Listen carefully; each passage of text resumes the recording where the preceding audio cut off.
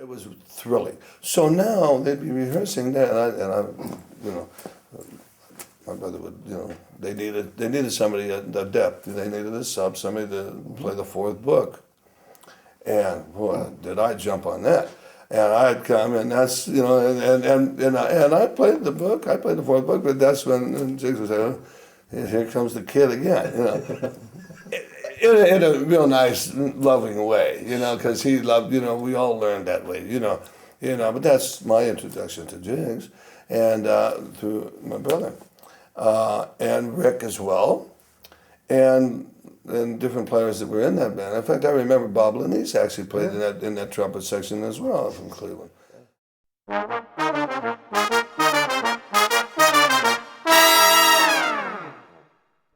I was in trouble job-wise, and I knew it. And what was wrong? Oh God, I had never had any basic training on the horn, as I mentioned.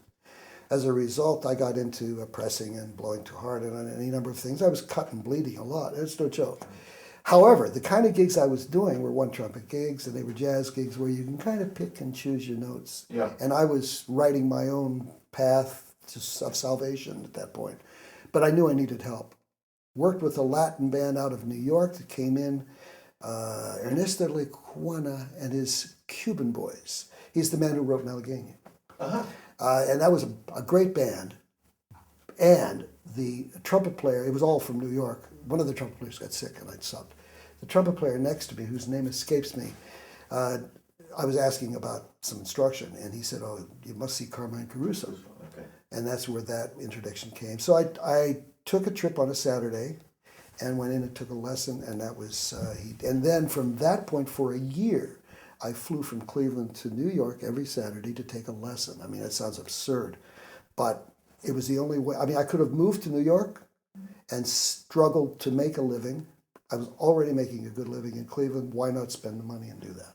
And that's what I did. And I, to this day, credit that year working with this genius master with whatever career I've managed to hack out. I really do. The good news for this guy was that I was studying with Carmine Caruso, and he was my fresh meat. So when I would come home, I would share everything. I had voluminous notes that I would take. He would give me the And I'd lessons. give him the lessons, right, when you were really getting serious. Oh, yeah. I was 9 years old or something. And, Yeah, it I'm was getting, great for me because the teaching of it only in seeing it work immediately with him. So I fly from Cleveland to New York, and I think it was Basin Street East. And I go in, and I sit there, and I'm thrilled to death about Buddy Ritchie. That's incredible. So I'm up there, and I play, and it was the split lead in jazz chair, and I played next to Bobby, stand next to Bobby, right next to Buddy. So I played, and I'm 18 years old. I wasn't even 19, I was 18. And I turned 19 in December. This was November. So I play the first set, and we take a break, and Buddy calls me into his dressing room. So I go into the dressing room, and he's in a smoking jacket, and he says to me, he said, "Kid," says, "you got the gig." I said, "Great." He says, "But when you play your solos, I want you to play like Sweets Edison."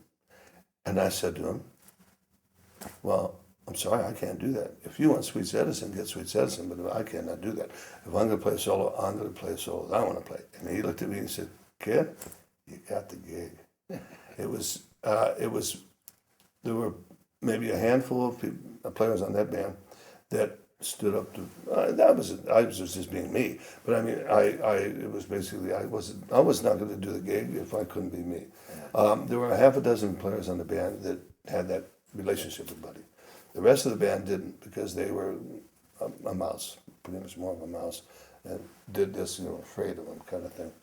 But because Buddy would be on the bandstand and say, what do you want to play? I could say, "Oh, let's play West Side Story." She could say, "Well, let's play this." Jimmy Trimble, the lead trombone, but he could say something. Gene Quill was playing lead alto. He could say something. Ernie Watts, we just picked up in Boston right after that, and we went to Boston. We needed an alto player, so we got Ernie. He could say something, and I think that was pretty much it. And he would say, "Okay," and we play it. If anybody else said, "Let's play this," he'd say, I wasn't talking to you." He'd take a drumstick and throw it at him as hard as he could.